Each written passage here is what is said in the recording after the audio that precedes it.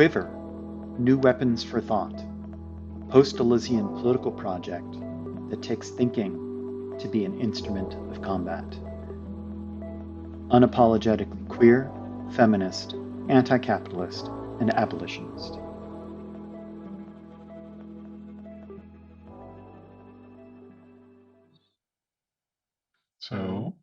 So excited to have everyone to speak. We're sort of dealing with the issue of crowned anarchy, a term used by Deleuze in Difference and Repetition and picked up and utilized in so many different ways.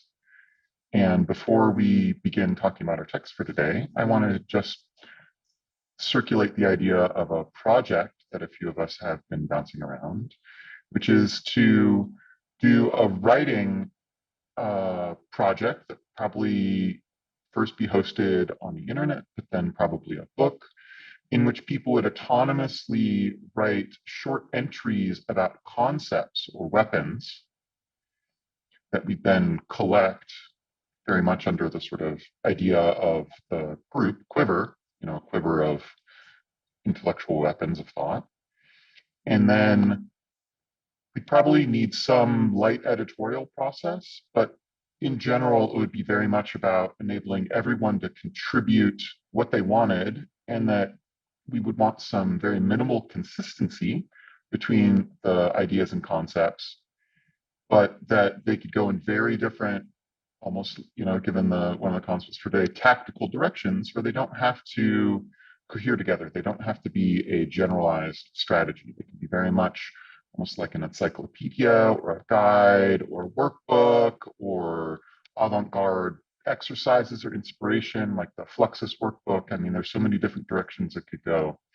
And so before we talk about the concepts today, maybe we could just get some feedback from everybody to hear if it sounded like a good project, and if so, what parameters might we want to put in place to make it most productive for everyone, to make it doable, easy to contribute, but also achieve some of the larger objectives for the group in these conversations that we've been having.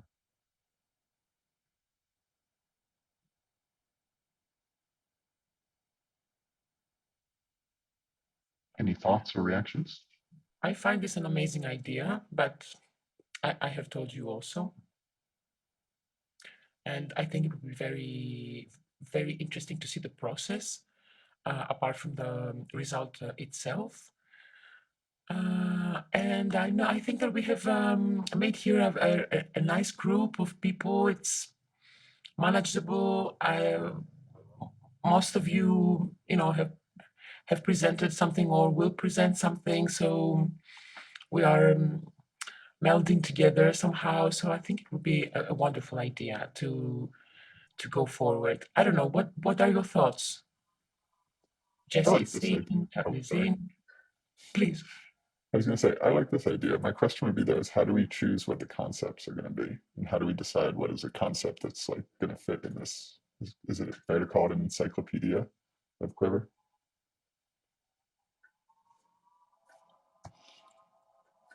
That's my contribution. That's all I got. That's something we can discuss, definitely. I'm driving, so I can't raise my hand, but I'd jump in really quick and say, I think that the variety is what would make it so much more interesting than your average writing project, because we have people all the way from what seem to be fairly liberal, social democrats to post-humanist nihilists in this group. So there would be a lot of ground to cover. And I think the juxtaposition, rather, it would be somewhat like create a dissonance that you're not going to get in a lot of, kind of quasi-academic projects.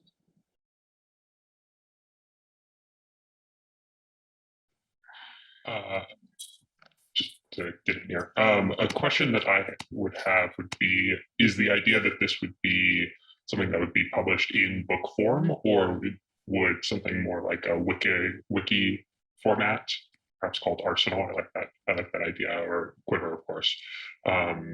Would that be more in line with what you're thinking?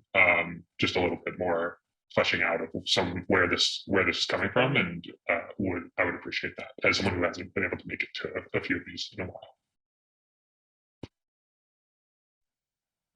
I think a lot of these are great questions, and we didn't make a lot of decisions ahead of time because we were hoping the group would sort of come to an understanding, or at least have some ideas to bounce around to help sort of determine which direction it might go.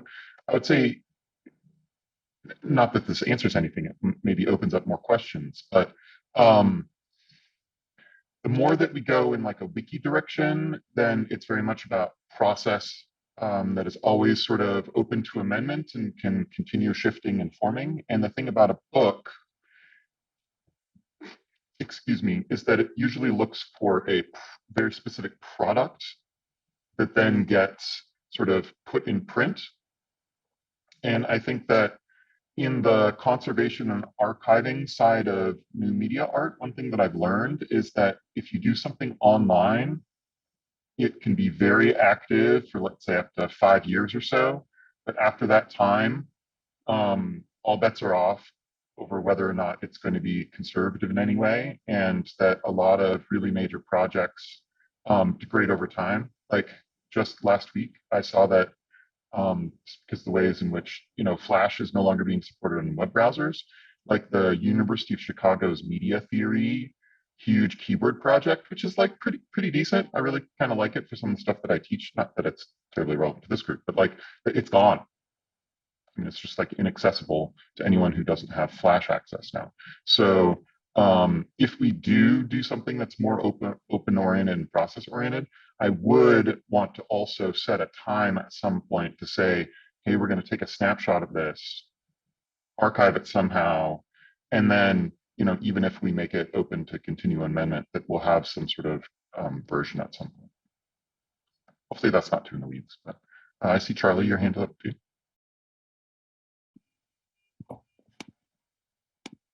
I just clapped myself. Yeah. So the first thing would be just regarding what you were just saying, Andrew. We would want it to be something that other people can use and discover.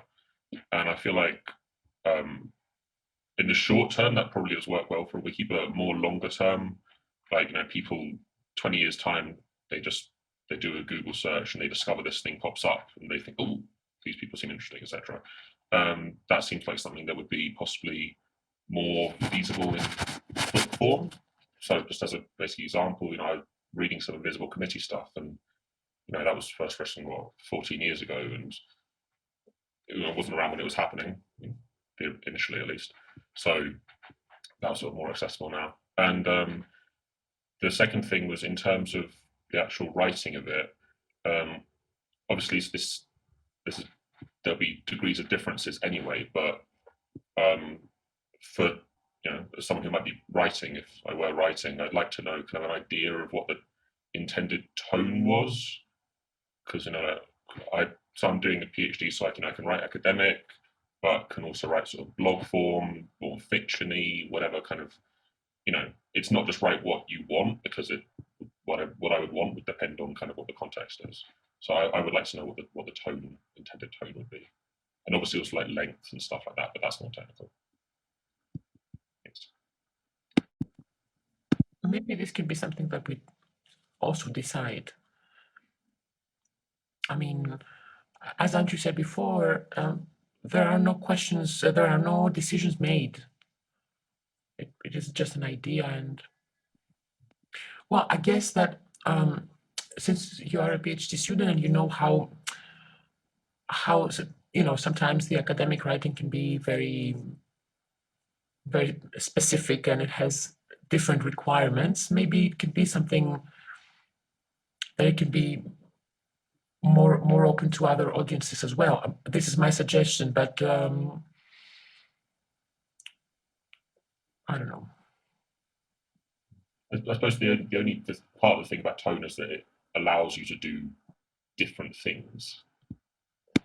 I guess we would want to avoid, a lot of the stuff that we'd find in D&G studies, which is just sort of exegesis. But you can do very interesting things you can't do in other sort of fictional or journalistic forms. But yeah, I mean, it would. I don't know. I would probably certain things would be more comfortable talking in academic terms. Certain things more comfortable talking in journalistic or blog writing terms or whatever. I don't have I don't really have anything to advance, unfortunately. Looks like the next two people we have on stack are Gustavo and then Jesse.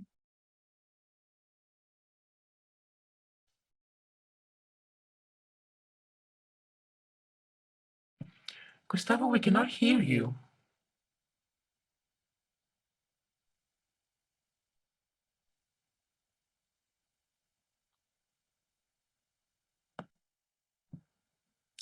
Still not. Let's move on to Jesse and then Brendan. Sure. Yeah, I was just going to comment on the tone or style thing. I think that would be an interesting conversation maybe to have once if there's like a subgroup, or if we dedicate a Quiver meeting to it. And I'm thinking of like if it is working with this idea of a Quiver or strategies or tactics, then thinking of it like as I liked your idea of more like a manual or like a guide to, which would create a different kind of language, and fictioning it a bit. Like we could, you know, become authorities for a minute on these things, or at least write as such. But I think the style, like playing with the style, is what's interesting to me about it, because you can find some of the terms in glossaries or secondary literature, but to kind of like push it a little bit, I think would be neat. And I would also be very interested in doing some illustration. I've done kind of graphic guides before, and so I could, that would be cool. I'd be personally interested in like some diagrams or things like that would be maybe neat. So yeah.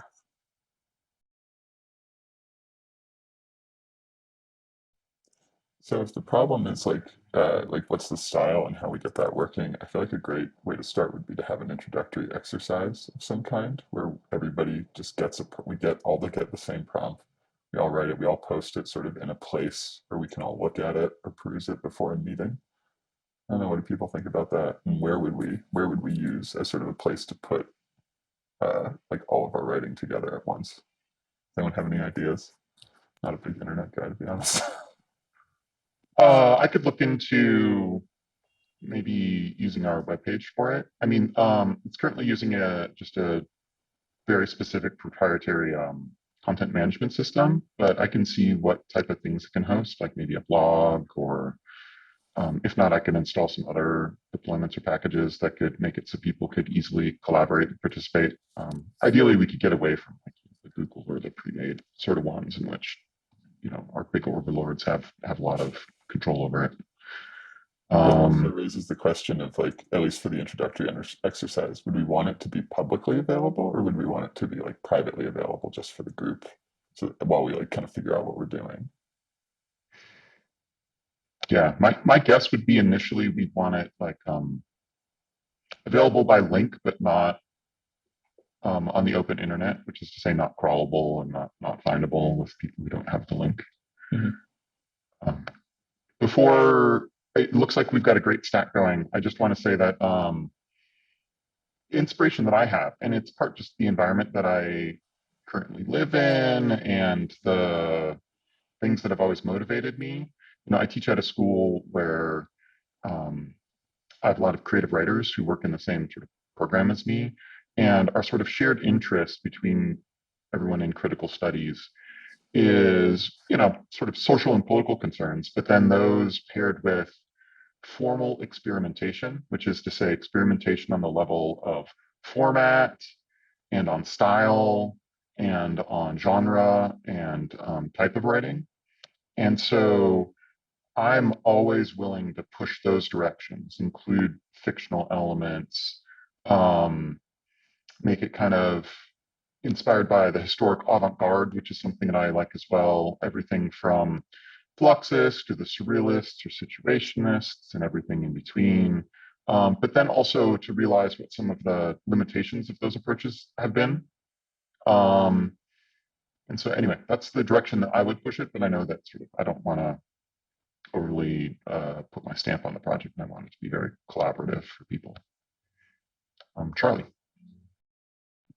Yeah, so I think this is just responding to what you just said, Brendan.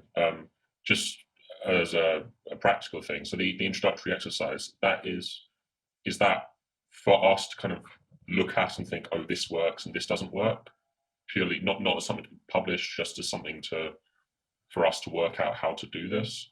And also to get a sense of how each of us writes, because obviously people's writing voices tend to differ a little bit from their speaking voice, and kind of see what comes out. Things like that. And then to not delegate, but claim topics or offer or whatever, or whatever verb you want to use. They all sound kind of bad. It sounds to me kind of like what we're doing is putting together like a collaborative encyclopedia. So an entry might be start with one person's voice and then switch to another person's and then back or to a third, etc. I don't know if people have any other ideas on form or content for how it would work.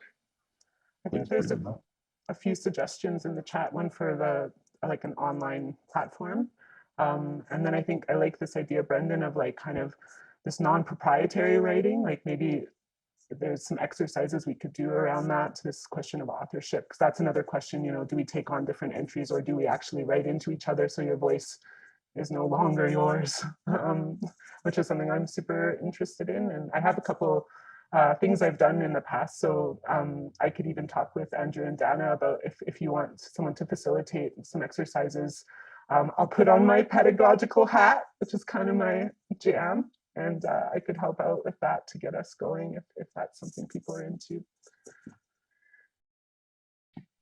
Sounds great. And I think we're naturally moving to sort of wrap this up a little bit for now, and then move to next steps for people to sort of put in the work. So why don't people who are interested, I'm going to put just the email in the chat in case you haven't done it before, but it's the same email that you get your announcements from. This is quiver@gmail. If you're interested in like doing some of the really detailed practical work, putting together the proposal and maybe starting a prompt and that sort of thing, please email that email, and then we'll just put together like a, just a, I don't know, working group, even that's perhaps a bit too formal, but just like have some people bounce some ideas and put the work in, then we'll come back to you all with some proposals. And, our email list too is maybe like 350, 400 people too. And so that means that perhaps we'll be able to get some collaborators in from the larger group who aren't able to meet us for the face-to-face conversations, but would be interested in writing something for us. And I know we've got some amazing writers in that mix too. So I'm pretty excited about the direction this could go. Any parting remarks or final things people want to say before we move on?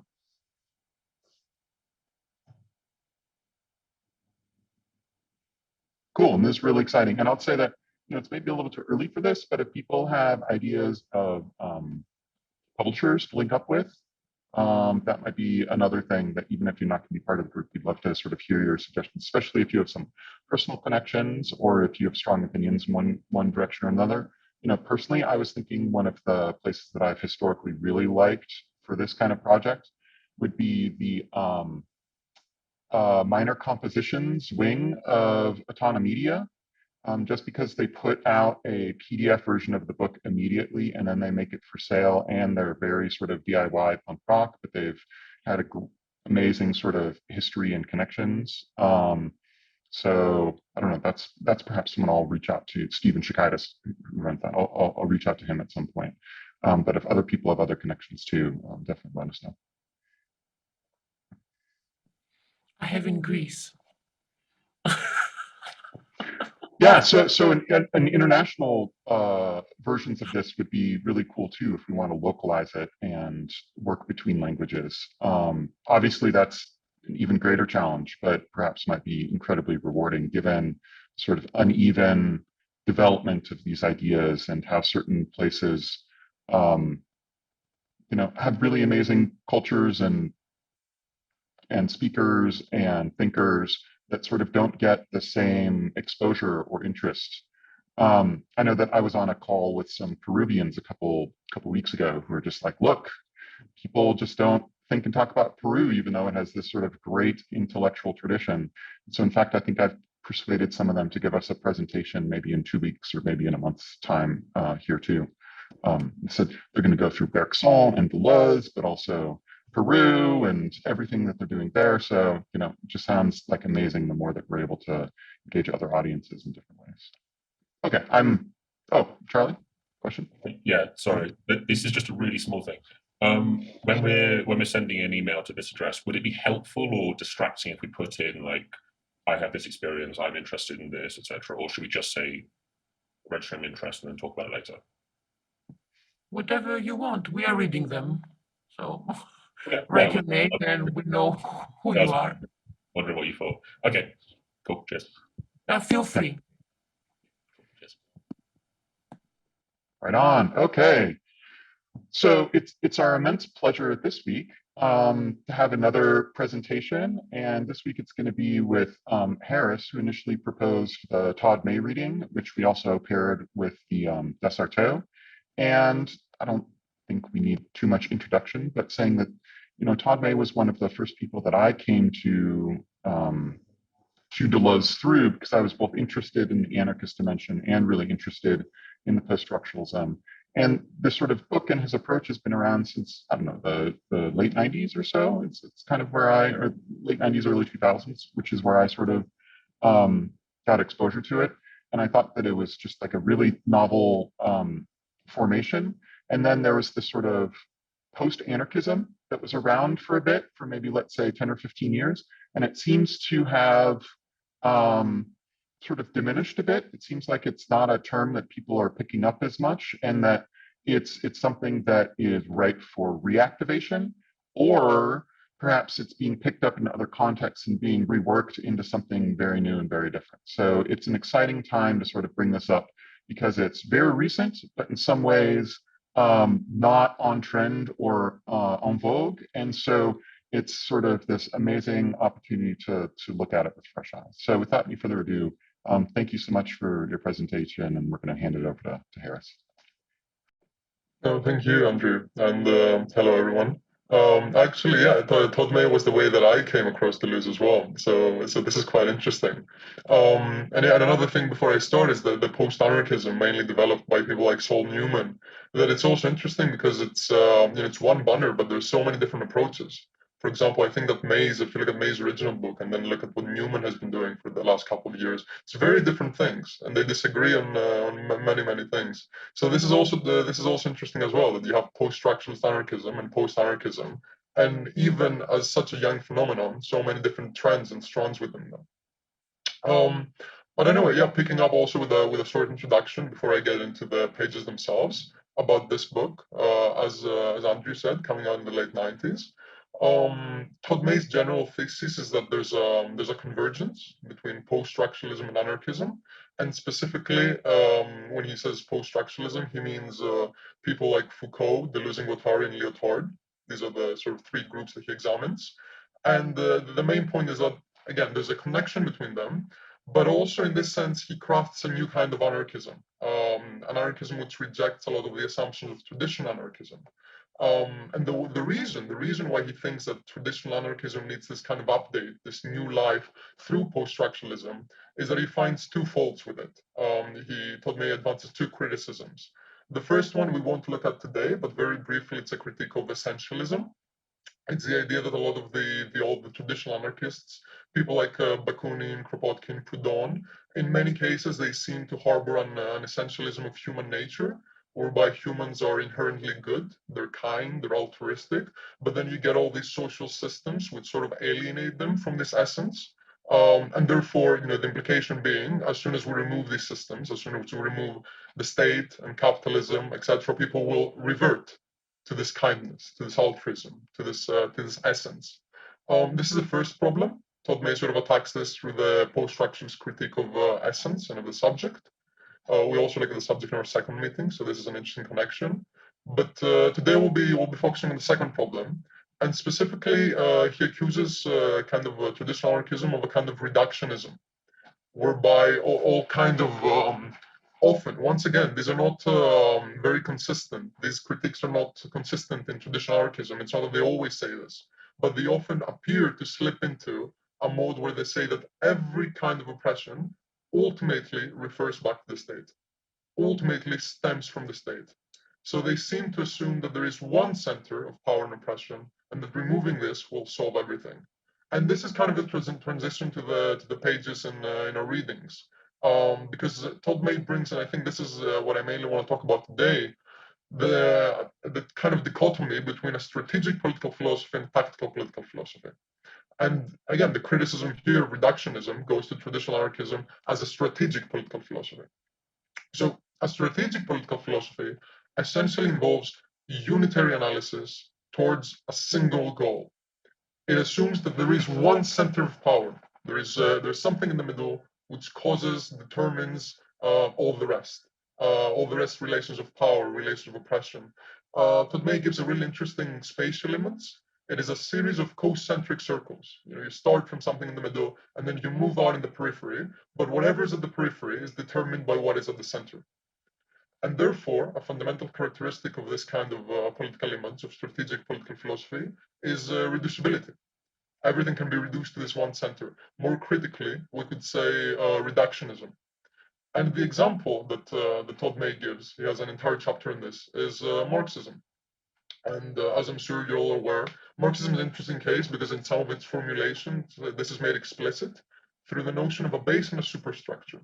As I'm sure you're all aware, the concept here is that there is an economic base which determines societal factors, and from this base, from this mode of production, the various superstructural elements flow. And these superstructural elements can be things as the state, law, gender relations, race relations, ideology, practices, culture, ethnicity, etc., etc. In the end, or in Althusser's formulation, in the final instance, all these social structures and all the other relations of oppression are determined by the economic base.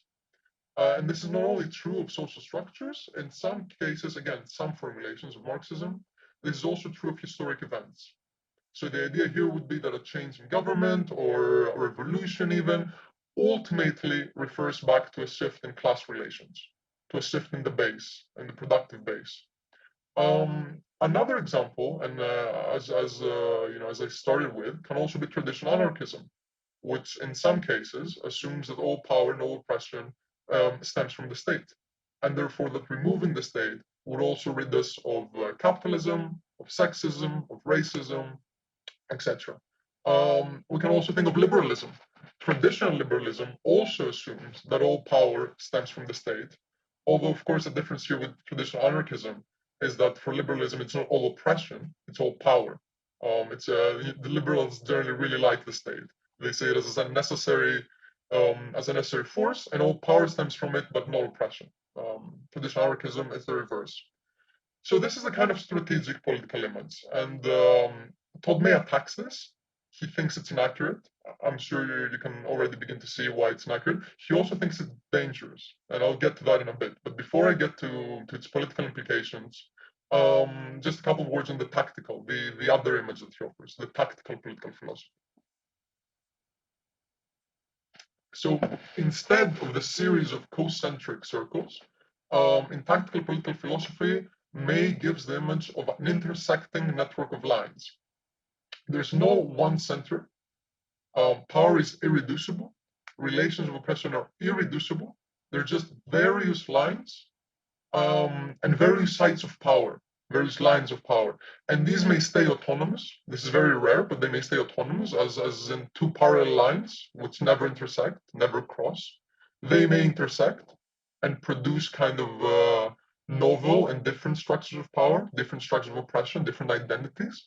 They may also diverge. Two lines of power may diverge, and you might get a very interesting situation where advancing struggle against one type of domination might actually aid another type of domination. And this is I'll get back to this. I have some questions toward the end. I'll get back to this. In any case, you have multiple axes of power and oppression, and these intersect generally, but they also remain distinct. They remain irreducible. Each keeps its distinctiveness, and one does not subsume the other, as the strategic political philosophy might have it, as the base might subsume the phenomena of the superstructure. But this does not mean that there are no points of concentration of power or of oppression. Todd May says this. You might have bolder points. To stick with a spatial metaphor, this would be where various lines intersect. So if you can imagine lines, when so many lines intersect, they produce a bolder point, a dense point, a node. And these are, generally concentrations of power. We can imagine capitalism. We can think of the state as such a concentration. But fundamentally, as May says, power does not originate from these dense points, rather it conglomerates around them. It coalesces in them and therefore produces them. So if Marxism and traditional anarchism and traditional liberalism are examples of the strategic political philosophy, I would say that some examples of this tactical political philosophy would be intersectional feminism, some strands of realism, although realism is not critical, it's mainly descriptive, but it's very good when you're doing a descriptive analysis. It's very good for keeping things sort of separate, seeing their distinctiveness. Again, realists would never say oppression. They're a bit allergic to words like that, which are normatively charged. And in this case, post-structuralism, and specifically post-structuralist anarchism. And moving on now to the kind of political implications of its type of political philosophy, because what Todd May says is that they mobilize certain relations of sociality. They mobilize certain forms of political organization, certain modes of subjectivity. And this is very interesting because his fundamental point here is that strategic political thought is not only inaccurate, it's also dangerous. Specifically, the dangerous implications at this point is that if there is one center of power, if there is one core problematic, one central site of power, then we can imagine that there are those who are particularly well placed to analyze this one core problematic, and therefore to lead the resistance against it. And in this case, in this sense, strategic political philosophy often leads to vanguard organizing, often leads to a mode of sociality whereby a very particular class or group of people are specialists on the center of power or the center of society, and therefore are the ones who lead.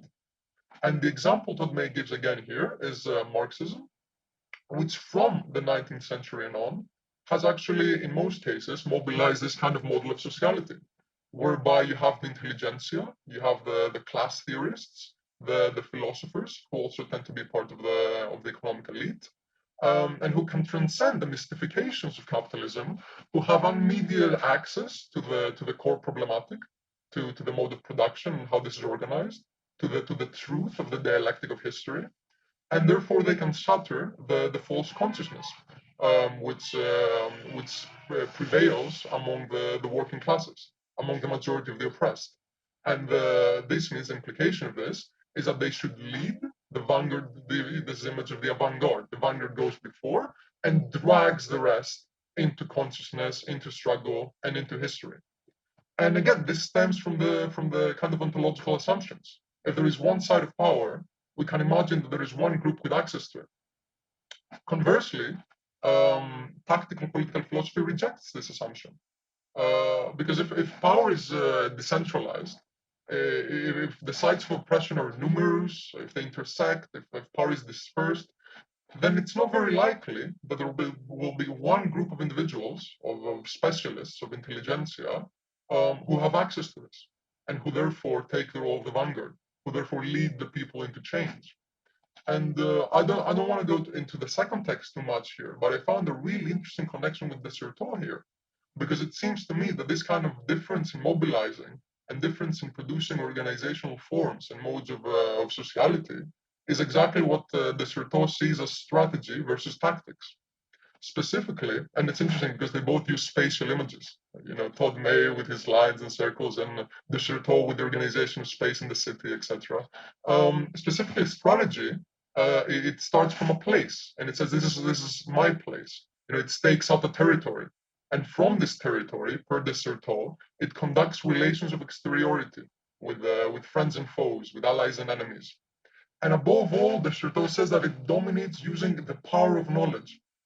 And for me, this is completely in line with the vanguard, because the vanguard's power, it stems from its knowledge of the one core problematic. But conversely, in order to determine and convince people of its own authority, and that this is indeed the one problematic, it needs some sort of social power, the social economic power afforded to it by its social class as intelligentsia, as intellectuals. And I think the kind of power knowledge that Foucault identifies is really strong in the case of the vanguard. Conversely, once again, the kind of practice, the kind of political practice mobilized by tactical political philosophy would be tactics, which starts, as per de Certeau, from the absence of a proper locus. There is no one center of power. There is only dispersion amongst lines of power, and therefore, rather than seeking to overturn this one structure, to overturn this one center, to change the mode of production, and then the rest can follow, or to follow the vanguard and organize, and then the rest can follow, tactic operates in isolated acts. Certeau says it operates blow by blow. It uses opportunities. It seeks to create stoppages in the various lines of power to see when a crack manifests itself, and to seek to lodge something in the crack and therefore produce a stoppage in the operation of its respective line of power. And again, for me, the most interesting thing is that these different modes of sociality, these different types of political and social organizing, they stem from the differential ontological and epistemological assumptions of strategic political philosophy and tactical political philosophy. In a sense, we can see how tactical political philosophy guards against the potential oppression of the vanguard. I don't want to tire you too much. I've already said a lot, I think, but I have some questions for discussion. I have 3 questions and things we might think about. The first one is more specific. It relates to Deleuze and Guattari, and all of these are things that really trouble me as well. So I'd love to hear your thoughts. The first one relates to Deleuze and Guattari, and the question is whether they're actually consistent with the tactical model, whether they remain consistent to tactical political philosophy. Because on the one hand, it seems that they do. On the one hand, and Todd May says this as well, they seem to speak of mixed regimes, of things having a relative autonomy and then cooperating and changing. On the other hand, I've seen them occasionally slip into a kind of regressive Marxism, whereby capitalism now, in some way, has infested everything and kind of determines everything. And specifically, an example here is I remember in our conversation, our second meeting, we talked about the state. And an example here would be perhaps the state for Deleuze and Guattari, which at some points appears as now only a model of realization for capital. So it seems to have lost its autonomy. So this is the first question: are Deleuze and Guattari consistent with the tactical image? The second question, a bit more interesting, is whether we can think of some of the instances when lines of oppression diverge, and therefore when resistance to one axis of oppression might actually mean upholding another. So for instance, when fighting sexism or fighting racism, when does this fight actually entail upholding capitalism in the state? When is the reverse true? When is the fight against capitalism in the state? When might this involve actually advancing other relations of oppression? And how do we think about these cases? How do they make us feel? What do we do about them? Do we accept this as a complication of the social? Do we reject this and say that actually it is possible to fight against all oppressions at once and to undo this divergence? This is my second question. And third, finally, perhaps more reflexively, I wonder sometimes if there is not something missed by this kind of tactical political philosophy. If there is not something also risky about it. Because on the one hand, of course, it saves us from the risks and from the dangers of strategic political philosophy. It guards against the vanguard. But then on the other hand, I do wonder whether in an age of increasing fragmentation, whether we should not be pushing for more unity. And what I'm trying to say is that, is there not something demobilizing in arguing that all these axes of oppression are ultimately distinct? In an age where the powers that be are trying to keep the different social movements separate from each other and to prevent their coalescence and organization, is there not something demobilizing in arguing that the struggle against the different struggles against these axes of oppression are ultimately distinct? That struggle in one sphere might not involve struggle in others. But at the same time, is this not, obviously true? Is this not an accurate depiction of social reality? So I was wondering how we might deal with this kind of problematic. And I'd love to hear your thoughts. And thank you all for your time. Yeah, Harris, thank you so much for your brilliant presentation. I mean, I think your second and third questions are the ones that really sort of interest me the most. Maybe I'll begin with the third one and then go to the second one, just to sort of jumpstart the conversation. So on your third question about the risks, I think that this is something that is still a pressing problematic. I don't think it's been resolved. I think there have been a lot of bad faith entries within this debate. So historically, let's say the Gramscians of the world have all been about building power, and they think of themselves as like social democrats and doing it in a sort of, I don't know, almost sort of grassroots like sort of way, for it to be really sort of simplistic about their presentation.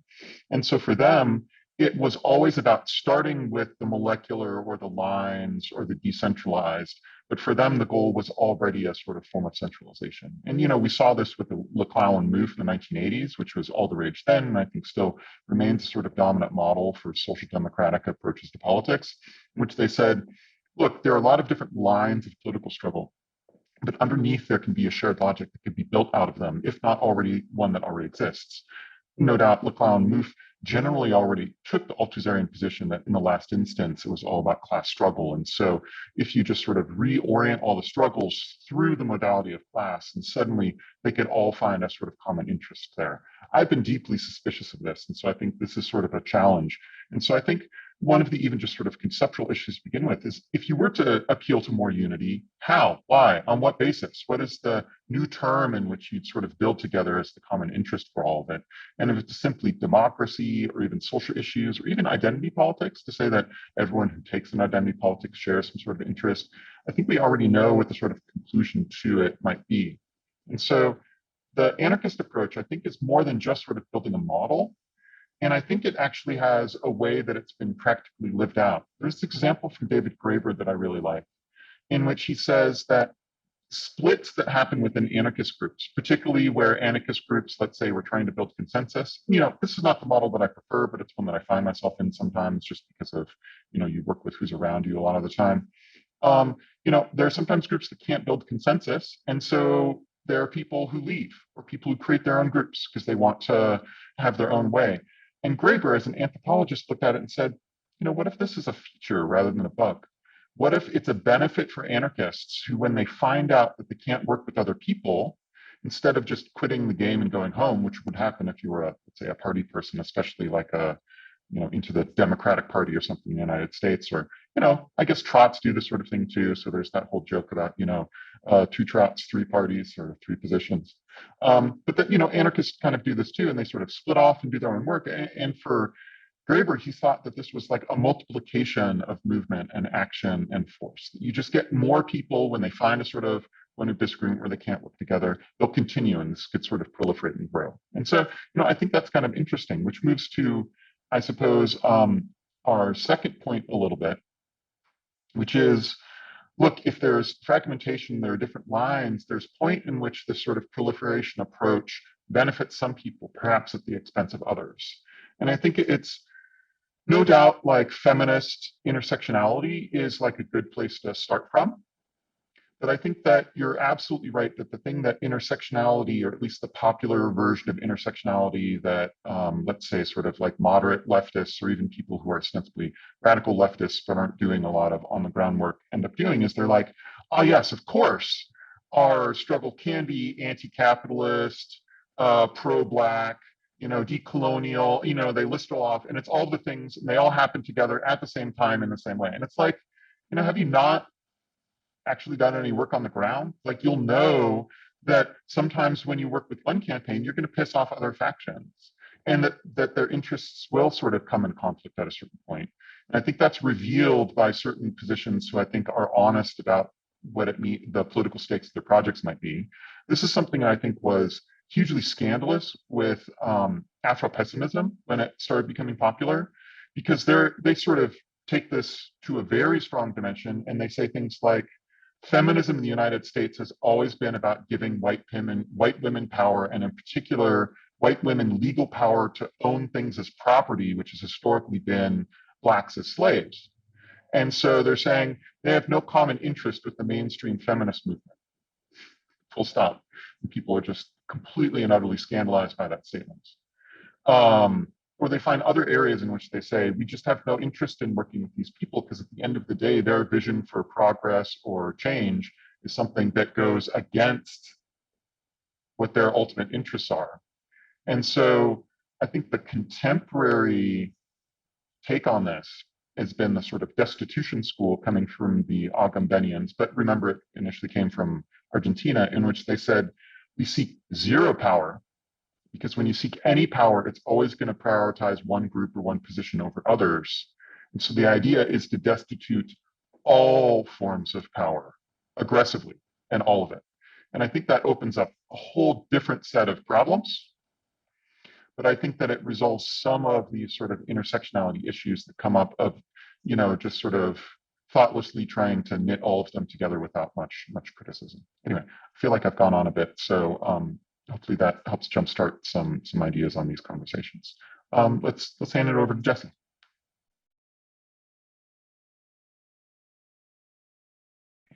Your microphone, Jesse. Hi.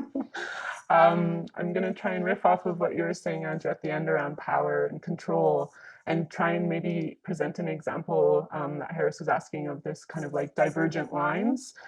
It goes in a slightly different direction, but maybe there's something here.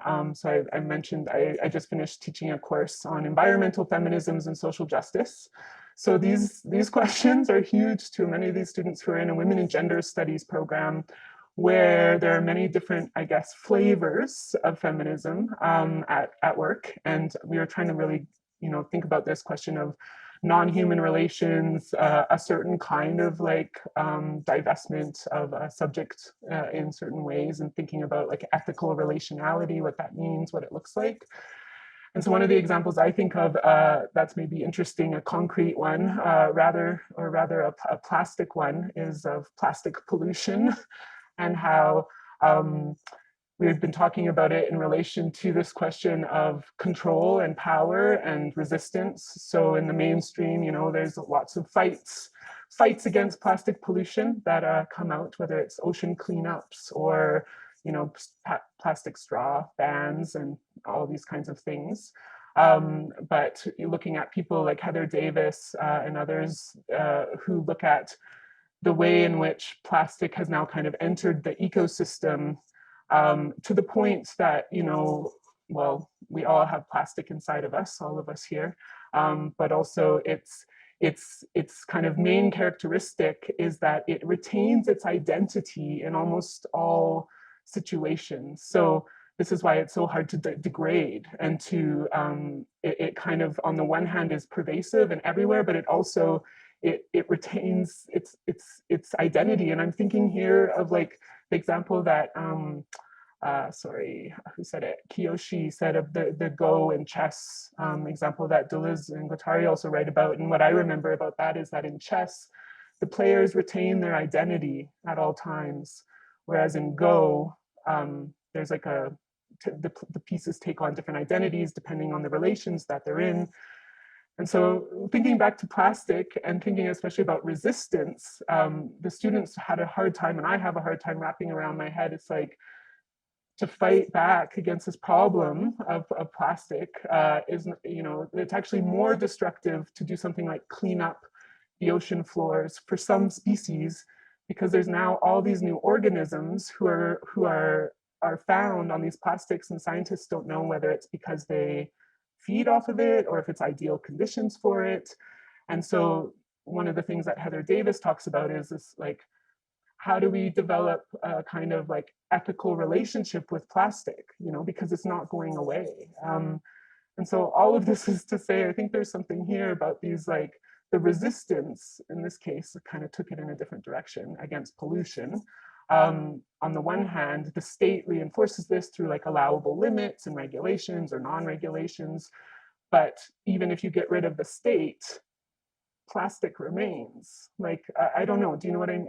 I don't know if this is hitting somewhere. So there's like this relationship still with the sociality between myself and plastic that I have to figure out how that's going to, work into the future. And we mean like hundreds of thousands of, they don't know how long plastic's going to be around, but it's, predicted to be a long time. So those relationships are very real. So maybe there's a materialist kind of thing here, but then we get into all sorts of questions around vitality, and maybe the question that we end with is like, what lives are worth living, which I think the Afro-pessimist argument kind of asks too. So those are many divergent lines. I was really trying to be tactical there. So thanks for listening. I wanted to thank Harris for your clear presentation.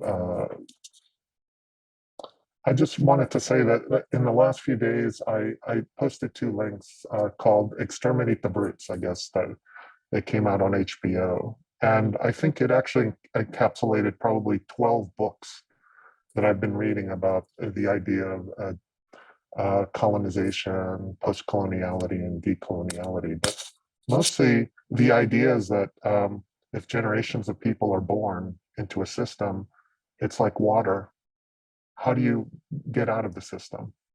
And then I was thinking about the readings this week, and with the de Certeau and Space in both articles, I really had the, it really hit home on the idea of, if you're born in a system and you're doing everything because someone expected you to do it, you don't even question power, you don't even question the language or anything, then what are the ways that you can evade?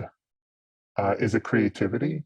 Is it creativity based on the things that you've learned previously of this dominant culture of control? How do you make a complete break? And so I think one of the things I started to think about are tools. Like, how do you make tools and identify what's really happening? So I think maybe there's two ways to think about it. The idea of the 4-part documentary is that it made a picture. And the picture wasn't really put together in a way before that put 2 different ideas together of indigenous histories and then slavery. But now that they're together, we have a picture. Can't we make a tactical strategy? Can't we make a unitary understanding of, hey, this is a problem now. Why can't we speak about it openly? So I think I'm starting to really come to terms with what is the language that we can use. And politics, it's only perpetuating existing power structure. How can we make a complete break? So I would encourage maybe for the creative portion, maybe kind of a speculative future or understanding of how we can make a complete break, because I can't even imagine it. And, I've been in the arts and design now for decades, and I'm at a loss. And sometimes I feel like I'm drowning because I don't really know. When I talk to people, they go, why are you talking about this? You can't do anything about it. And I'm curious, why am I talking about it? I think that maybe that's the only way we can move forward to maybe solve the idea of ecocide or the existential crisis of the planet. Anyway, those are my thoughts, but thank you very much.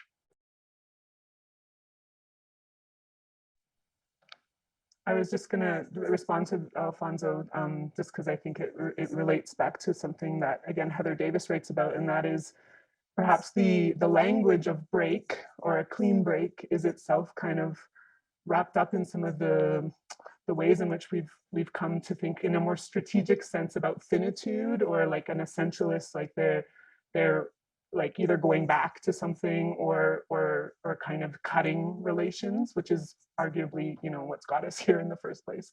So she draws on Elizabeth Povinelli to talk about, instead of finitude, this kind of like this metaphor of finitude, of extinguishment, and how, like, for certain lives to thrive, other lives are extinguished necessarily, or like what is that relation between kind of between these kinds of living systems. So I don't know, I just thought about that when you were talking to Sava about this question of breaking, or like a break from something. I think, and other people have written about this too, that, and language, like that this language too kind of maybe holds some of those things that Harris kind of really nicely pulled out, the differences between strategy and tactics. So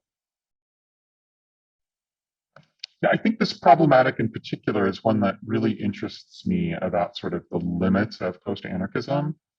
So just to reiterate, it's this question of like, on the one side, we have an image of revolutionary transformation, and that if we really take it truly and honestly, which would mean taking it perhaps even past what Marxists or even communists have thought about it, it doesn't mean, it means going beyond the models of sovereignty that we've inherited. So like Foucault in History of Sexuality says that, you know, even though we've thought that we've gotten rid of monarchy, we still have not yet cut the head off the king, which is to say the structural position that sovereignty inhabits within our images and models of power still exist. And so to use the example that we used previously, we still think of politics as a game of chess, where it's about cornering and capturing the king, the enemy's king, and then replacing it with our own. And then if we do that, suddenly everything that has been bad can be turned to good, because rather than our enemies being in power, we'll be in power, and we'll know it's fine taking over a pre-existing system because that system can be made to exist in the way that we want it to, which is what the sort of like most ludicrous, small-minded Leninists or even Stalinists might think, where they think the state is just an expression of class relations. And so if they take over the state, then they can remeld it or transform it into a more useful picture. Though what's funny is even if you read Lenin on State and Revolution, he says, yeah, we still need to get rid of the state too, which, you know, I don't know a Leninist who's ever gotten rid of the state, but, you know, I'm a little digressing a little bit here. But the nice thing about that model is it's decisive, or that it thinks that there can be a complete transformation, which is something I still desire. I still want this. I'm so in love with this. It is something that I don't want to give up on. And so some of the anthropologists, I'm thinking of Viveros de Castro, in addition to someone like Pavanelli, have started thinking not just in terms of a state as something that needs to be captured in the sovereign sense, but a whole culture, or even a metaphysics, which they say would be a cosmology. So how do we change our whole way of seeing the world as well as the world itself? So for me, the place where I see this these days is apocalypse and apocalyptic thinking. So I think that that's much different than the sort of seizure of the state sort of approach. I think the problem is if we go too much in the just general tactical direction that we get in some post-anarchism, is it assumes a few things. It says we're always going to be fighting on a terrain that we can't control. So we have to use the colonizer's language, that all we can do is fight little acts of resistance. And I think, you know, just the more I've read and the more I sort of sat with this and, you know, lived it and used it as a guiding principle for my actions for a lot of the time, I feel like it gives really cheap satisfaction, where you get your ass beat by the cops on the street, or you work a single issue campaign where you're able to save one person's house from eviction or something, and everyone pats themselves on the back. They say, God, we really confronted capitalism today. Whereas in the time that it took to do all of that organizing, capitalism itself continued to shift and change. You know, you get one person kicked out of office and some new asshole comes in their place. And it's like, have we really made much change in this subject? Or is this just a compensatory way to make ourselves feel good that we've just rearranged a few things in a larger system of power that just keeps on going? So I think for me, that's the largest challenge of the tactical, that sometimes it cedes so much to the already existing structure or form of power or system that it makes itself satisfied to only make small acts of resistance that often are just sort of compensatory, that it doesn't tackle the, let's say, larger issues, though I'm not sure it's even necessarily a question of scale, but it's just that it doesn't seek to challenge more than it could. And that's my sort of entry right now.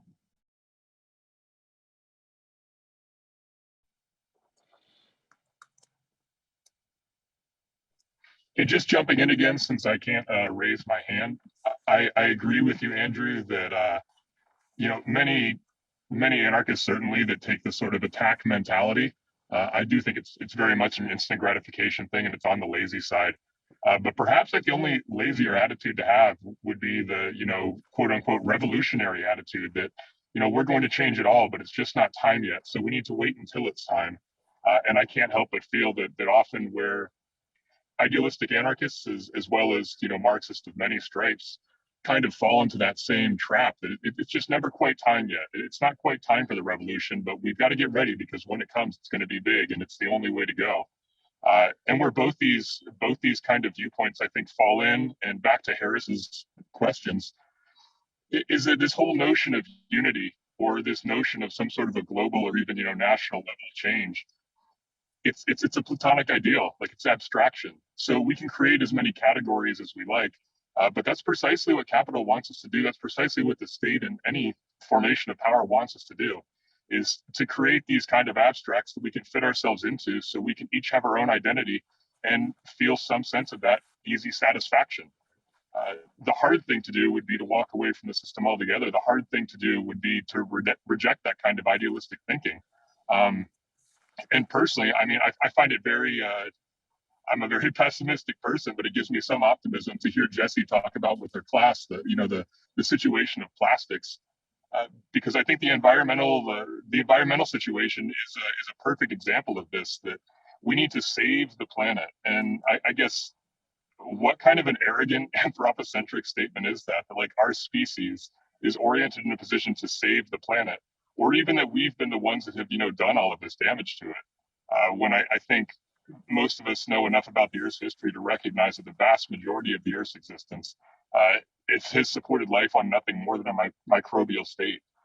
We're simply not that important, and things will go back the way that they were eventually. All of those plastics came from the Earth, and someday the plastics will go back to the Earth. But this recognition that we must accept things where they're at. We're not living in a world of ideals.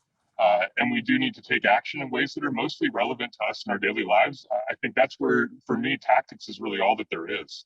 And if we're each acting tactically, then you would imagine that we can do more than we could in any other way, because it's precisely the replication, the reproduction of society that keeps us in this endless feedback loop. So, the revolutionary needs the oppressor, and vice versa. The fascist needs the anti-fascist. And I think that's the most, in this moment for me, that's kind of the easiest example to look to for where we are in this situation. Anti-fascists and fascists are, they wear a different colored mask maybe, but aside from that, I see very little between the two groups and their kind of intellectual orientation to the struggle that they engage in. And again, that circles right back to what Harris was saying. I think that the idea of any sort of identitarian approach, or even really just a totalitarian approach of visualizing a unity to build a strategy on, is it's somewhat comical, but it makes a lot of sense, because I guess people like to believe in something, right? Great. And I saw a lot of hands up too. Chloe, and then Harris and Brendan. So why don't we start with you, Chloe?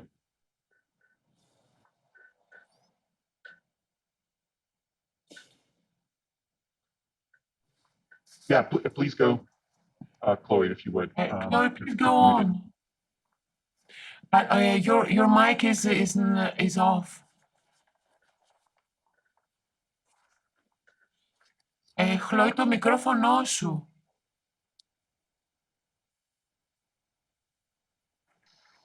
Well, I should like to put another point, and I'm very aware that it may seem a little affective, because comes from an older generation, lived in May '68, and the revolution abroad, and the Zapatistas movement, and everything else. So my question is, if the productive forces are understood to mean those of nature broadly, and not only of the humankind, should we say goodbye once and for all to the psychoanalytic materialism revolution, completely remove the inevitability of revolution, as we thought in the older generations? And if we should understand that it is a matter of nature and that we should keep the reproduction of the molecular unconscious from the one hand, and from the other, decide that revolution nowadays means a distraction, that we can avoid distraction. In Go, there is a constant distraction that never issues, that never becomes obvious, but if the chess is a royal game where the king wins and the people loses, Go is about an eminent distraction, a distraction en route that is coming. So my point is that probably we should think the way to understand, for not say goodbye to revolution once for all, to understand that revolution may become the destruction of the old in every way. Many people in Greece asked me about the book of Andrew, if it does mean literally that the destruction, destruct everything, destruct the buildings, the civilization, everything at all. So this is a very interesting point because it has to do with the molecular unconscious. If the destruction abolishes the mechanical subconscious, unconscious is one thing, and it's another thing if that distraction is virtual and not actual. So we have to face, and finally we will face it, if the distraction is actual, will be actual, or if the distraction will remain forever virtual, and we can say goodbye to any revolution at all. So it's something that if we play Go, we must know that finally we will meet this situation. Distraction, virtual or actual. That was my point, and thank you very much for listening.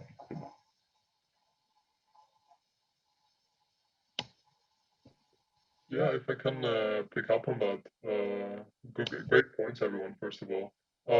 But yeah, on the point of molecular destruction or virtual destruction, I think this is what I would respond, the way I would respond to Andrew's first point about, letting go of the strategic clean break with everything, with a complete transformation, and keeping on to this sort of smaller, in quotation marks, movements and actions. Because in the sense, again, in the molar level, they might seem smaller, refusing, let's say, keeping one person in their apartment or whatever, but they may release, and we can never know this, the energies of desire that they may release may be completely out of scale. They may be massive, they may be huge, and they may be contagious as well. So in this sense, I really like to think of it, in the two levels, the molar and the molecular, and once again, the virtual and the actual. The destruction at the virtual level might express itself in something that seems very limited in the actual, a kind of tactical small action where you find yourself, in your place of action. But then going to what I think something brilliant Jesse asked on the chat, what is the time of strategy and tactics? And I think that you can have tactics with the image of the complete break, but this will involve a completely different temporality. It might mean that the energies you're releasing, the affective, molecular, and desiring unconscious energies you're releasing through an action that seems small on the molar and the actual level, will come back much later in a completely different temporality, and therefore there bring a clean break to some system. And I think this is also, Deleuze and Guattari's point about May 68. Their call that May 68 did not happen, because you cannot understand historically, you cannot understand as per interests or as per macro structural phenomena history. You have to understand the minute molecular movement of desire that maybe a graffiti on the street is what ultimately brought the affective and the desiring energies which led to this kind of explosion. So yeah, those are my thoughts. Thank you. The point that Andrew brought up, that tactics cedes a little bit too much to power, I was thinking that to answer Harris's third question, the other thing that tactics maybe doesn't quite work for, and this also goes back to the first point, which is what is Deleuze and Guattari's relationship to tactics? It brings to mind the conclusion of the Micropolitics and Segmentarity essay, which to me is like probably the most chilling part of 1,000 Plateaus in a lot of ways, because it feels very familiar to the situation that exists today. And that's the creation of a fascist war machine. And the way that de Certeau talks about how tactics rises out of weakness and secrecy. In the same way, you look at the conditions that, say, created fascism in Germany after World War I, this period of incredible anxiety, probably quite similar to what we have today. And the way that the German business community took on that anxiety, that weakness, and that sort of secret weakness that people had, and funneled it forward into this like war machine that eventually went from being reinvigorate the state to take over the world and destroy it. And so I think there's something that like criticisms of Deleuze and Guattari of like not quite I guess what's the word I'm looking for, not quite bringing forth the revolution. I can understand it, and I think I agree. I think the contribution that they have to tactics is that sense of caution. And it's something that I think even Deleuze began to see by the end of his life when he began to talk about the concept of the individual and the way that people are divided more and more, no longer as an individual person, but they're divided into these sort of separate, almost characters of themselves. And those characters are the things that capitalism coming into the 21st century would start to gobble up little bit by bit, more and more with the introduction of the internet. That's all I got.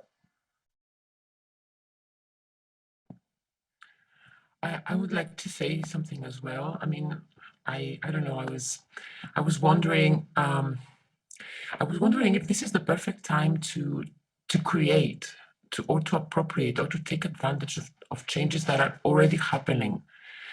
And like digital revolution, for example, that you just said, or various communities without borders, like it's our own, or money changing form, or the pandemic that shapes violently our relation to the environment. Like it's a strange relationship anyway nowadays, as many have said already. And what these changes can do for us, and how they can serve to build something new, to build and to shift completely. And I have sometimes the feeling that the state structures all over, they are gasping to maintain power at this point. It's like they're a swan song in a way, and in ways that soon might not even be effective, because they will not have an object. And I know I sound like I would like the plan of taking over the structure, but this is not at all what I would like. I wonder how this structures have failed us, will continue to fail us for sure, and whether it's time to think of new ones, not power structures, but new ways. I would not propose to forget revolution. To be honest, I would say to keep all possibilities open, to keep vigilant. But I keep thinking that things are being destroyed by themselves, and maybe we could find here the opportunity, the crack, to build something new. I don't know if this sounds a lot very happy, but I think it's a nice opportunity. It's a nice crack in the system.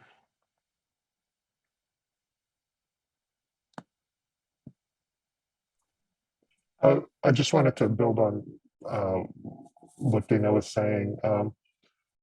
It just dawned on me the idea of, why can't we as citizens be effective? Well, it sounds as though we can't, because everything is either opaque or complex. But what if it's not so complex? What if the idea, at least going back to the documentary that I saw, the idea is to exterminate people, to take over their land for money and power. That's just flat out the kind of the thesis of the thing. So what do we want to do as individuals? We want to live happy lives. What are the next steps? Is it family? Do I really need to work 120 hours a week to love my family? So I think just at a basic level, maybe it's us rethinking the idea of family or friendships or thinking the idea of relations, because I was imposed an idea of profession or scholarship. I needed to be the smartest in the room, so I got the most degrees. Well, that doesn't make any sense, because some of the most educated people are the most cruel, vicious, and destructive people. So what are we reaching for? And I pose that question because that might help us imagine a different type of scenario or future. So for a moment, I think I'm going to play a persona. There's a funny thing when you write articles or books, that suddenly there's a set of ideas that are bigger and more consistent than you yourself, that propose a perspective that you yourself might not always agree with, but is an important one to sort of contribute. So there's certainly this conceptual persona that is, Dark Deleuze, that I'm not sure I always feel or live, but is out there. So I would say that the entry of Dark Deleuze into this conversation would be very much along the lines of especially what Dana presented, which is there's a system that is currently tending, though it probably always tends towards self-destruction, which maybe from Anti-Oedipus or A Thousand Plateaus would just be lines of flight, or that it's always sort of spinning off elements that are beyond its control. And so the proposal would be to, in an ultra opportunistic way, try and tactically find every moment of self-destruction and turn it into a new opportunity for liberation, escape, or some other category. Obviously, this is dangerous because it means sometimes working alongside people or ideas that we don't agree with. And it also means jettisoning old projects or ideas that maybe at one time had good faith or that were things that seemed sort of worthwhile. And that it's risky in that it means putting effort into something that is currently contributing pain and suffering that might not pay off and could lead to massive repression like jail, prison, or death. But what it does mean is looking to something like a migrant crisis and saying, the answer here is not to come up with a quote unquote sane immigration policy, nor is it to even necessarily create an alternative, which is still too strategic in its orientation and assumes that one can get a view, a vision, or a space at a level or scale of the globe that one tactical practitioner maybe never will.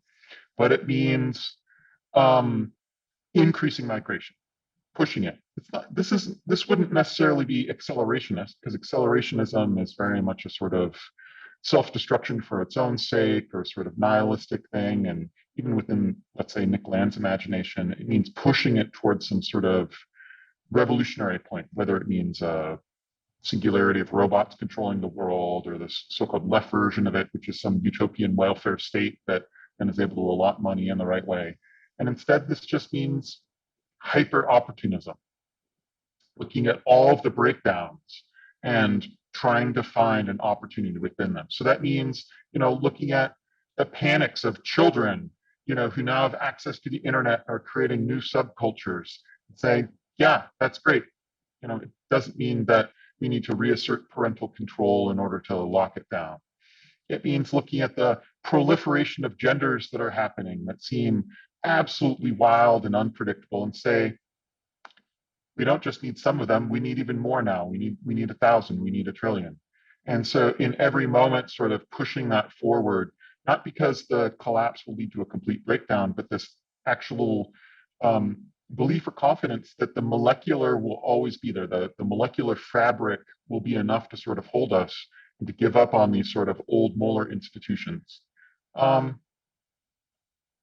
Yeah, that would be that proposal. On my best days, I'm very confident in it. On other days, like when we're living through a global pandemic, I'm not always. But maybe that's an interesting intervention here.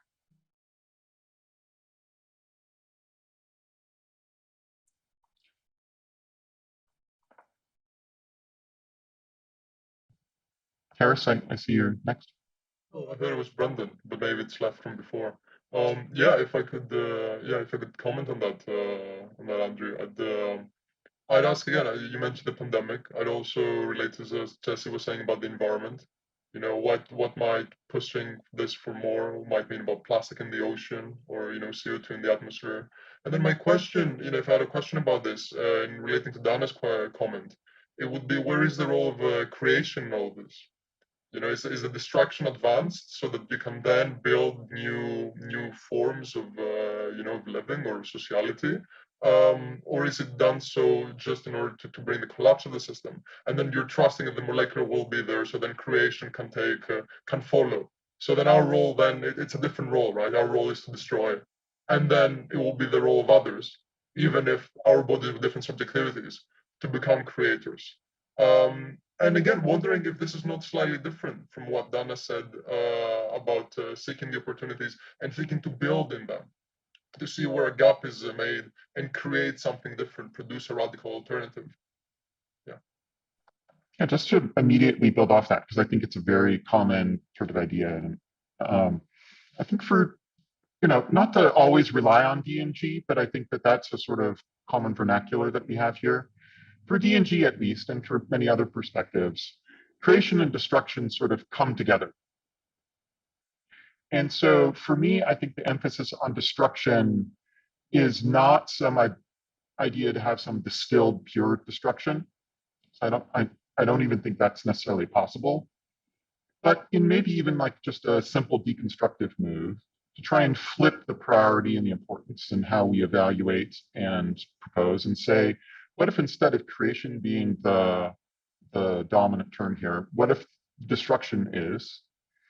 And that I think that what's nice about our concepts for today is that it would be, I guess, a tactical destruction. Because I think that the questions that Chloe and that I have gotten about this sort of destruction orientation, destruction perspective, is people assume that it's a molar destruction, that it's some sort of fascist Nazi project to systematically from the top down destroy the whole world.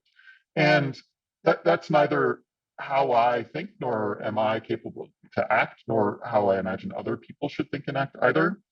And so, you know, when you ask about what the anarchist destruction of the world might be, right?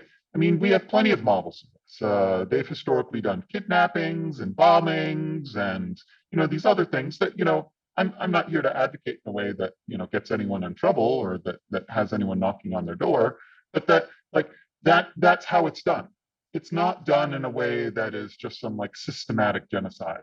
And if it did, then, you know, certainly we should never sign on to it. That's terrible. But there is the sort of tactical approach that maybe is the thing that we're missing in a lot of these conversations, that is the element of 19th century anarchism that people almost never talk about. You know, it's the Gallianis of the world, it's the Russian nihilists, it's the Attentats and the people, you know, that wave of people who were attacking monarchists and sovereigns. And I think that, you know, certainly that wasn't the solution. It's still maybe a little too directed and precise, but I think that this general orientation of like, in the process of challenging the world that exists, it's both on a conceptual level and then there's a practical level in which people need to do it. I think that that's sort of where we need to be, and it's not in a strategic way of destroying the whole world, but it's very much in this tactical way of intervening in the places that it counts. And of course, it could mean founding a new university or creating a new community of people. But I think for so long, that is what the approach was. And it was to focus on the creativity and said, okay, we need a break from the old in order to create the new. And so for me, I think there's this interesting thing that happens if we flip it and say, well, if there's these things that we hate, we want to be partisans against them. Certainly we'll have to create things in the process, but it's not about, you know, what does the new university in exile look like? And it's more like, okay, by necessity in the situation, we need to come together and create a life for ourselves and what have you. But it's going to be so ephemeral and it's going to be so transitional. Let's not focus too much on the elements that constitute it. I feel like I'm haranguing a bit at this point. So why don't we keep going? Yeah. I see Gustavo, you have your hand as well as Jessica. Oh, well, thank you. I just wanted to maybe riff off of what you said before, but just going back to the idea of history, have we ever had a society that's been truly equal? Or did every person in a tribe or village really had their say in power and control? Like, I don't know. I mean, I'm just asking this question because I'm thinking about, now we have these new tools, and these new tools we can probably sample everyone on the planet and have their answers to a question instantly if we could, before it was impossible. So just thinking about stretching our imagination to new possibilities, why do we have, restrictions on voting in America? Why can't we have children vote? Why can't we create an algorithm that says, every baby between X and Y, they want clean air, clean water, and affordable resources? And then that skews a vote. Like, I think I'm actually with Andrew here. Why don't we figure out ways to, take the systems to an edge and see it transform and see the little tears, and maybe that will, I'm thinking about bread now. Maybe we're, changing the shape of it, but it turns into something. So anyway.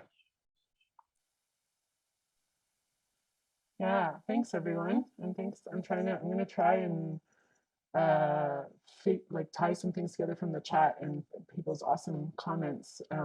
Because I'm thinking back to the first question Harris raised about like what is perhaps tactical within Deleuze and Guattari, and what I am really interested in, and what I think is coming up in like Andrew's work too brings us, is that like how do metaphors structure like our understanding of even something like creation and destruction? Like there's a shorthand where creation is more or plus and destruction equals minus or less, but like I think that is not the case, right? As many people have pointed out, that these things are kind of, in the case of creation and destruction, they're involved, but also like I've been trying to think of destruction more in terms of negation or subtraction. So a negation, or like in the case of like the n-1 formula that Deleuze and Guattari talk about, it's not just getting rid of something or it's like a subtraction of like a necessary determinant. So it's the whole, I don't know if that makes sense. So it's like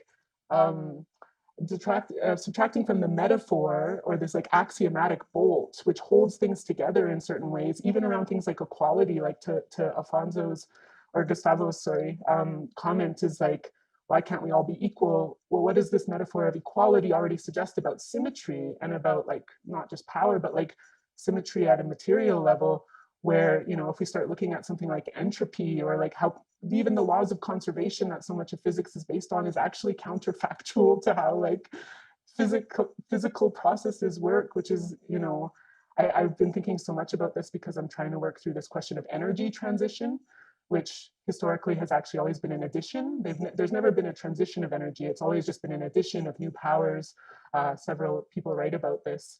And so when we say energy transition, whether we're talking about big policy things or, smaller localized, really cool stuff that's happening, it's still kind of suggests this kind of additive process. And I think people have kind of commented this around a certain progressivism, or this as if, yeah, anyway, so I'm trying to thinking about this idea of destruction or breakage in terms of like a negation or a subtraction, maybe raises a different style, like to Dana's point of like doing things, where destruction takes on a different tone. And then, and for me, it's like, how do I, in my own work, if I'm just focusing on that, try and really subtract from the metaphors that structure the very way in which the questions I ask are kind of framed, right? Like, how can I release that energy maybe in unexpected ways, as Harris is kind of talking about, without the guarantee of something happening in advance? And this is where I think speculation becomes key, which is a whole other topic that is both powerful in that like our whole financial systems are based on speculation, and also showing again that tension, that it's not just inherently liberatory to speculate or make more categories of more derivatives, because this is also how contemporary capitalism works, but like how we start to form a different relationship to those things that maybe involve some sort of subtraction or giving up or letting go are some things I've been playing with. So again, many ideas wrapped up in that. So thanks for listening. I just wanted to be very quick here. Sorry, I wanted to be very quick. You know, when we talk about contemporary society, we really don't know how it works at just even at an algorithmic level. When did we cede power to a computer to tell us what to do? I mean, that to me is a basic, huge question. And when did the people vote for this? So when you talk about changes, that was changed on us, like plastic. Hey, guess what? Plastic is awesome. But why do we still pollute and destroy the planet? I thought we were smarter than that. Who's making money? I think at some level, we know what to do, but we're not given the authority to solve the problem because we have to protect those that made the initial investment. But aren't we the real investment? Who cares about plastic? Like, I think at some level, you know, I hear all these strategies and I'm go, yeah, I really want to do something. But then even if I say I want to do it, and if I say the truth, then, you know, like, you know, every great thinker, they off you. So, you know, I don't want to be like you know, I don't want to be that person that says don't do it, but maybe let's go back to what Andrew was saying. Let's ask the more precise questions and let's have accountability on the answers, because this question isn't, you know, this isn't a complex question. I would argue it's a complicated question. We have computers that can go through the answer and figure out what's going on. But we veil our problems with, it's so impossible, we can never solve it. I don't believe that. Yeah, I think one of the things that this tactical strategic sort of distinction does is it reveals one approach that I really like, but it also obscures some of the historical dimensions. So I want to sort of mention both of those. So one thing that it does make really helpful is it critiques the idea of what I call blueprinting, which is getting the idea of some sort of ideal society, state, whatever, and thinks that it's just a question of like calculating or making it happen or logistics or engineering in order to sort of get us there. I don't like blueprinting. And so I think the tactical approach opposes the blueprinting of strategy. I think there are limitations because it's almost sort of like living hand to mouth, like because you're basically exceeding the territory of being able to enact, let's say, durable futures. But I'm not particularly persuaded the idea of needing to enact a durable future. Though there are certain problems like climate change that I think sort of make that a little bit difficult or challenging, right? But I think the historical dimension of this is kind of curious and interesting too. Like it's hard to draw generalizations, and I'm sure if there was a historian here, they'd be able to help correct me on some of this. But you know, modern statistics as we know it was more or less invented in the 17th century by states. That's where they're called statistics, because state comes through it. And it created a whole new way of governing, in which it created a form of knowledge and then ultimately reason that it consolidated within a science of government about looking at a variety of different material inputs, the population being one of them, but also things like producing corn or other agricultural good and health, and then balancing them using numbers in order to try and optimize. And in some ways, it's been very effective. They've been able to, in many like really advanced countries like the US, diminish hunger. They've been able to increase lifespan. There are like things that it can do. I don't want to say it doesn't do anything.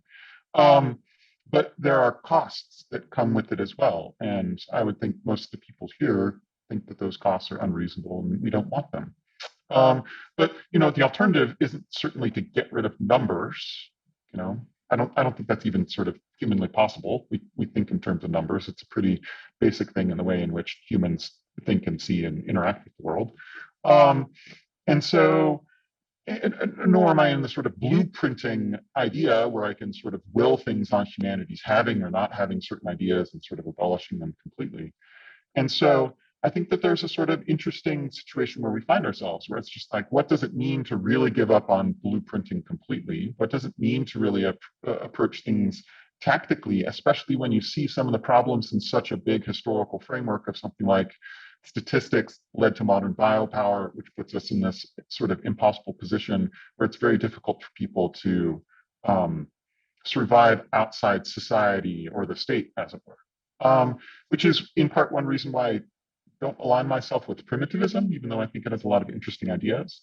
But I think then that allows us to think of something like primitivism more as a thought experiment and more than a political prescription, where the primitists will remind us that, you know, gendered division of society as we sort of know it is probably a sort of Neolithic invention. Like before humans started tool use in the way that we have now in settled agriculture, there's probably not a gendered division in the way that we have it now.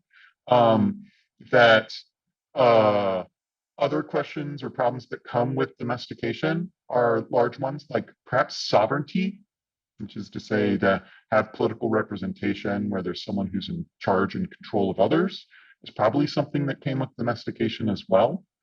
And so if we're to not be primitivists, like what would it even mean to be a tactical primitivist? I'm not sure, maybe that Earth Liberation Front or something, or the tactical primitivists of the bunch. But, you know, like if we can't be tactical primitivists, then what does it mean knowing this information? Knowing that humans did once live, and maybe small pockets of humans did live in this way, what does it mean tactically? And I think that the proposal that we get from the post-structuralist anarchists maybe aren't enough for us, but is perhaps a window into it, where they want to live singular lives. So they say it's not to come up with the policy proposal for other people to follow. In fact, it's the radical opposite, to live your life in a way that no one else could ever live, because yours is so different, yours is so unique, yours is so yourself. Like I'd mentioned in our last session, unimitable. Someone could not reproduce it because it is so you, it can't be someone else. Unique, yeah, as was suggested in the chat. Obviously, you know, strategists will never like this. They hate people who are so unique and so different and are so stylish, let's say, that no one else is like them. But that's at least one proposal of a way through.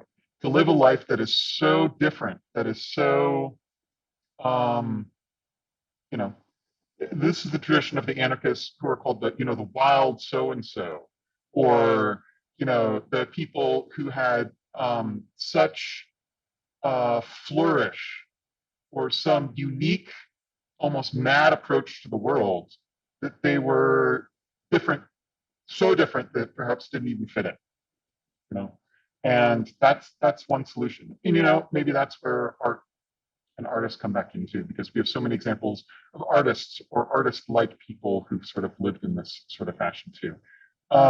Certainly this doesn't solve the problem of climate change, but maybe it does begin this sort of mutation or transformation that gets us to this place outside of the blueprint, outside of mass society, outside of so many other things. I love this approach, Andrew. It made me smile. And Corey saying like one becomes a singularity or maybe a multiplicity, because we are also many, many, many things. And this uniqueness does not mean one thing, or you know, something that continues to yes, exactly, Corey.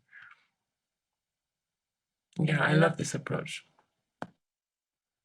Yeah, I can't help but think here, and maybe because I was reading some other of Harris's work and then thinking back to this kind of question of maybe a intersectional feminism of like a situated knowledge, which, you know, introduced by Haraway, but I think that it's been kind of pushed in certain ways by interesting thinkers like Patricia Reed, who's also an artist and designer. Maybe a cousin, she's part of the Xenofeminist collection, so, or collective, so maybe a cousin to some accelerationists, but we can leave that open for debate right now. But she thinks about situated knowledge in really interesting, I think, tactical way, in the sense of like situated, like being an individual or being an I is not static, it's not fixed. And so your perspective on things is not fixed. And I try and get this with students who are, you know, like to push back against this idea that like, this is my opinion and it matters and it's mine and therefore it's good and true, you know, which is also what racists say. So how do you like this identity politics, you know, where it becomes like so formed around a certain situated perspective or embodied perspective, where it kind of loses kind of out on this, what I think Haraway is saying, which is a feminist objectivity is always partial. Like it can't, it's always a partial perspective. It's not static. It shifts based on the relations that one enters into. And so Patricia Reed asks about, I think, what Andrew was bringing up earlier, like what is the potential for cosmological resituation? Like not just an exit from the state or from capital, but this kind of more cosmological shift. Is it possible? What would that look like?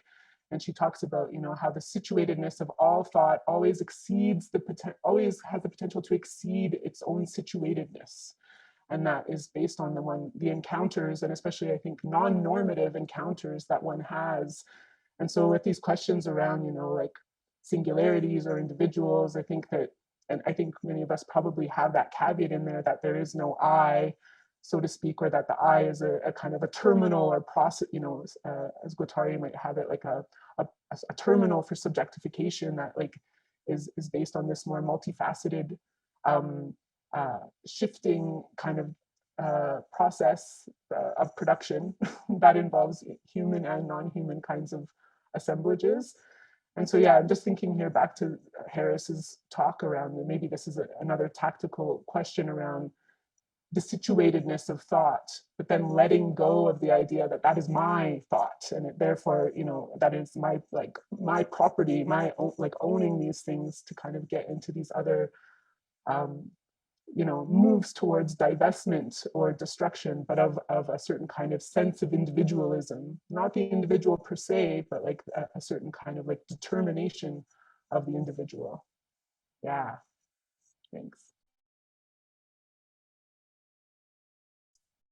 I just wanted to thank you, Jesse, about you talking about that. And I think building on what Andrew was saying, the idea of kind of individuality or hyper individuality, you know, I go back to the idea of, you know, human organization. Like, why did we put so much investment in institutions? Like, you know, why religion? And, you know, why did the first humans go to religion and not nature? Like, I'm just going back to that to not to put us off a certain thread, but just to say that, you know, there is a science, and science has basically been also a destroyer of lives. Science can become political at some level, as we've seen in genocide or in certain parts of, you know, economic pushes. So, but like for this group, I think of this group as a think tank. So as a think tank, I go, well, what are the major problems that we need to deal with? And for hyper individuality, if we can't do it, if we can't imagine it as a species and we're still primitive, you know, what are the contemporary tools or ideologies that we can just implement? Like, you know, like here's a thought. So why don't we, Andrew, like said, okay, maybe we can have hyper individuality and currency be interconnected as just a concept. Well, then that would encourage everyone to be as individual, but then it would also give value to a whole. Instead of the idea that we're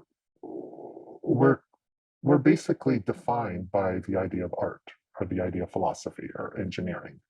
We need new definitions. So I'm just thinking about how we can just open the door, because language for me is also limiting. So maybe it's the visual, audio, tactile, new definitions of how we should think about information or data. So anyway. Oh, thanks, Andrew. Yeah, just going back to what Jesse said.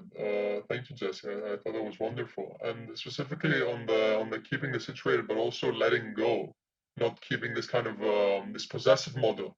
That this is staking out the territory. This is my positionality, and I keep this. And as an identity, this is the knowledge that I own and produce.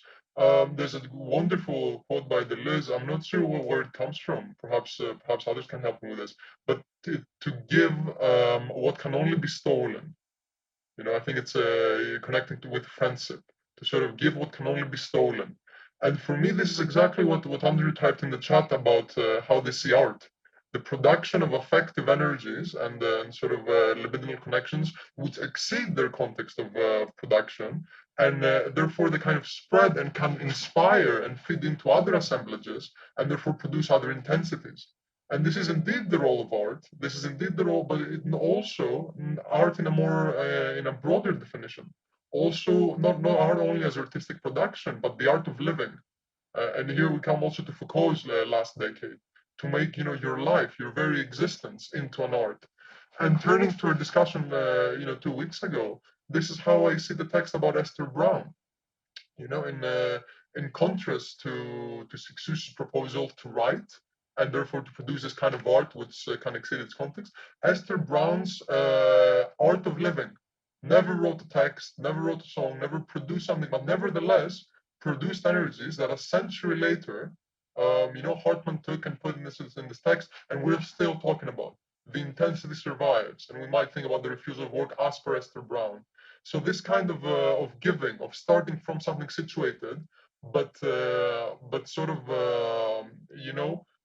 desubjugating as you do this, letting go of your subjectivity, and therefore giving what can only be stolen because it was never yours in the first place. Letting go of possessiveness is the kind of model that I would say connected to living a singular life, a life which is an art in itself. Thank you. Wow, we've had such a stimulating conversation. Time's about up, so I just wanted to make sure that anyone who hasn't contributed anything lately and maybe still has something to say is given some time to do that. Do we have any takers? No, not for now. Very briefly, I mean, I'm going to sort of, keep pitching ideas to people to join us and present, but if we don't get the Peruvians in a couple of weeks, I was thinking we've been talking about really doing the fennel, so it seems time to finally, do our fennel reading. Probably something psychological, because I think that Fanon's psychology is the thing that most directly sort of attaches to what we're talking about here. Hopefully something that involves some of the practical dimensions too, either like his more sort of experiential stuff like we get in Black Skin, White Masks, or maybe his description of psychiatric practice, which he was doing in a sort of social psychology critique of colonialism sort of way. But if people have any other ideas or any other proposals, or if people want to present on the funnel, please be in touch. It's always wonderful when we have people presenting the texts. I think it sort of keeps pushing forward this singular approach to ideas that we've been talking about for a few weeks now, where it's not like there's one perspective that needs to be sort of progressed here. We're not here to agree.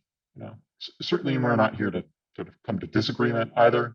But it's that we're looking for everyone to sort of contribute something new and keep pushing things forward and just see where the experiment continues to take us. So yeah, be in touch. And then also if you want to help me on the committee for putting together publication, be in touch too. Other than that, maybe we'll just call it a day. Thank you so much, everyone. And it was great seeing everybody. Thank you so much. It was so nice to see you again. Thanks, Harris, for your awesome presentation. Thank you, Harris. Thank you, Harris. Thank you, everyone.